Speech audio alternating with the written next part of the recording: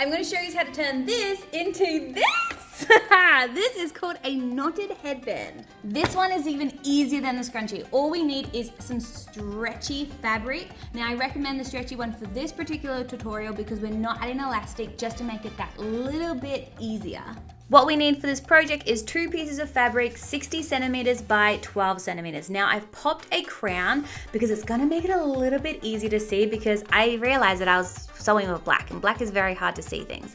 Right sides touching, fold over, and then sew down that straight edge. You can also use a plain stitch for this, but I am obsessed with overlockers, so I use the overlocker for everything.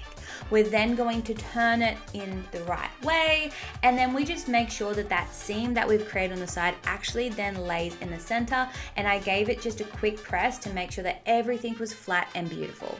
Now this is where you're going to have to pay attention, and this is why those crowns were so important. So seams touching, we then fold underneath over, and then fold the other one to the other side. So all the seams need to be touching themselves. It's a little bit easier to see here, so see how I'm making sure that those seams are touching, and then just making sure that when you actually open it, that twist isn't twisted again, because sometimes that can happen.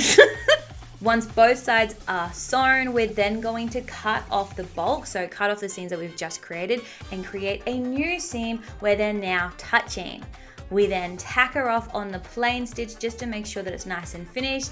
And besties, we just made a knotted headband. Let me know what you want me to teach you how to sew next.